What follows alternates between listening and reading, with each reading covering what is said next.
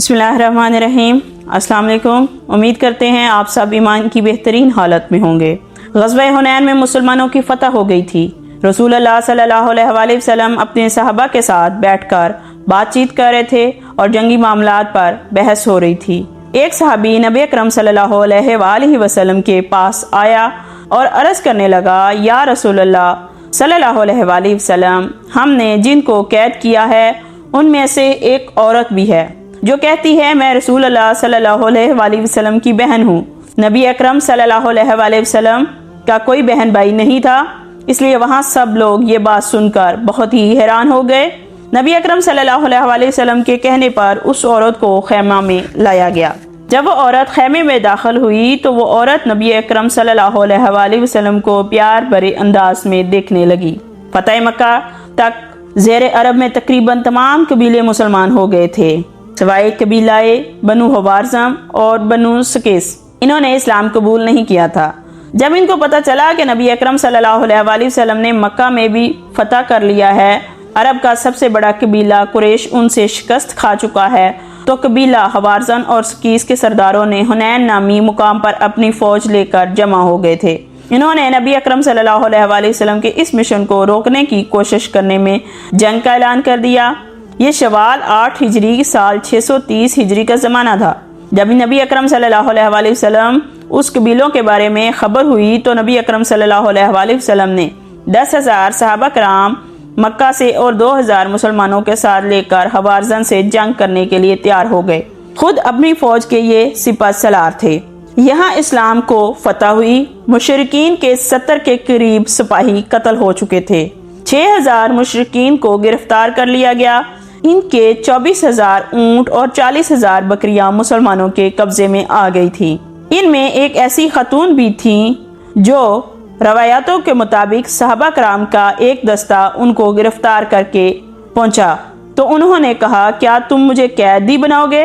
میں تمہارے سپہ سالار اور اللہ تعالیٰ کے نبی صلی اللہ علیہ وآلہ وسلم کی بہن ہوں۔ اس کی بات کو سن کر صحابہ کرام حیران ہوئے۔ انہوں نے اس عورت کو نبی اکرم صلی اللہ علیہ وآلہ وسلم کی خدمت میں پیش کیا۔ جب یہ خاتون نبی اکرم صلی اللہ علیہ وآلہ وسلم کے پاس آ گئی تو وہ بڑے پیارے سے نبی اکرم صلی اللہ علیہ وآلہ وسلم کی طرف پیار سے دیکھنے لگی۔ اس نے کہا، میں تمہاری بہن شیمہ بنت حارثہ ہوں۔ نبی اکرم صلی اللہ علیہ وآلہ وسلم نے ماضی کی یادوں کو تازہ کرتے ہوئے فرمایا، نبی سعد میں میری ایک بہن کا نام شیمہ تھا۔ اس پر وہ عورت بولی، جی ہاں اے اللہ کے رسول، ایک بار جب حلیمہ سعدیہ رضی اللہ تعالی عنہا کے گھر میں کھیل رہے تھے تو آپ صلی اللہ علیہ وآلہ وسلم نے میری پیٹھ پر کاٹا تھا، جس کا نشان آج بھی موجود ہے۔ یہ بات سن کر نبی اکرم صلی اللہ علیہ وآلہ وسلم کو اماں حلیمہ کے گھر میں گزرا ہوا زمانہ یاد آ گیا۔ یہ وہی شیمہ تھی جو نبی اکرم صلی اللہ علیہ وآلہ وسلم کو ہر وقت گود میں لے کر پھرتی تھی۔ آپ صلی اللہ علیہ وآلہ وسلم نے اپنی بہن کی سنائی ہوئی لوریاں اور سب پیار بری باتوں کو یاد کر لیا۔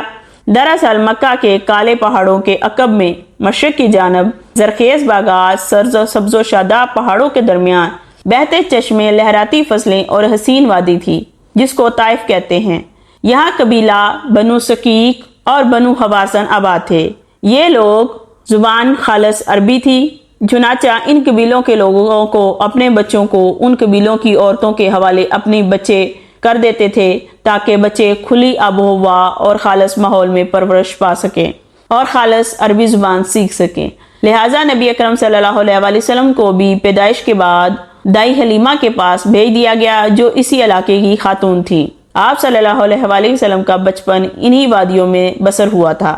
نبی اکرم صلی اللہ علیہ وآلہ وسلم نے اپنے بچپن کے 5 سال اماں حلیمہ کے پاس گزارے تھے۔ یہاں نبی اکرم صلی اللہ علیہ وآلہ وسلم کی 4 بہن بھائی موجود تھے۔ یہ بچے اماں حلیمہ کے اپنے بچے تھے۔ ان کے نام عبداللہ، آنیہ، حذیقہ اور حذیفہ تھے۔ تاریخ میں حذیفہ شیمہ کے نام سے مشہور ہوئی۔ سیرت ابن ہشام میں لکھا ہے، شیمہ بچپن میں ہر وقت نبی اکرم صلی اللہ علیہ وآلہ وسلم کو گود میں لے کر گھومتی پھرتی تھی اور لوریاں دے کر سلایا کرتی تھی، اور جس کا ترجمہ کچھ یوں ہے، اے ہمارے رب، ہمارے لیے محمد صلی اللہ علیہ وآلہ وسلم کو باقی رکھنا تاکہ میں ان کو سردار کے روپ میں دیکھ سکوں، اور اے اللہ کے دشمنوں اور ان حادثوں کو ذلیل و رسوا کرنا جو محمد صلی اللہ علیہ وآلہ وسلم کی عزت پر آئیں۔ حضرت شیما نبی اکرم صلی اللہ علیہ وسلم کو اپنی گود میں لیے یہ لوریاں سنایا کرتی تھی اور جھومتی پھرتی تھی۔ اے میرے رب، میرے محمد کو ہمیشہ سلامت رکھنا، آج یہ بچوں کا سردار ہے، کل نوجوانوں کا سردار ہوگا۔ شام کے وقت جب عورتیں کھانا پکانے میں مصروف ہوتی تھی تو بہنیں اپنے بھائیوں کو لے کر باہر جاتی تھی۔